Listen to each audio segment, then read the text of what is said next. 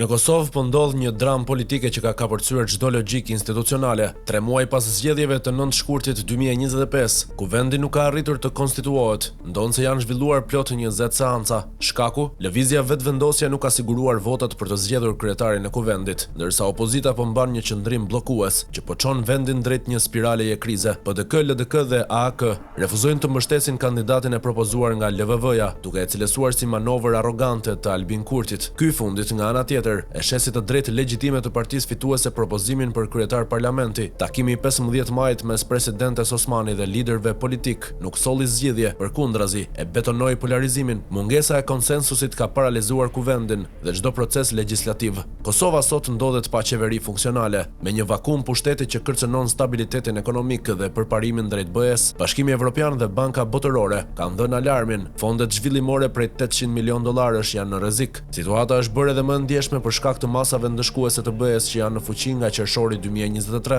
Tensionet në veri po përkeqësohen, ndërsa ngërçi i tanishëm po e dobëson fuqishëm pozitën e Kosovës në dialogun me Serbinë. Kushtetuta e Kosovës e parashikon shpërndarjen e kuvendit nëse nuk zgjidhet kryetari pas 3 raundesh votimi, çka do të nënkuptonte zgjedhjet e reja brenda 45 ditëve. Një tjetër krizë në horizont që mund të vënojë edhe zgjedhjen e presidentit pas përfundimit të mandatit të Vjosa Osmanit në prill 2026. Në vend që të shfaqin pjekuri politike, liderët e Kosovës janë zhytur në një betejë të pakuptim të egoje. LVV-ja duhet të tregojë fleksibilitet dhe të propozojë një kandidat të pranueshëm, ndërsa opozita nuk mund të vazhdojë të djegë çdo mundësi bashkëpunimi thjesht për të dobësuar kundërshtarin. Ky është një moment për të zgjedhur interesin e Kosovës mbi interesin e ngushtë politik. Nëse vazhdon ky rreth vicioz, vendi rrezikon jo vetëm stagnimin, por regres të plot institucional, ekonomik dhe shoqëror.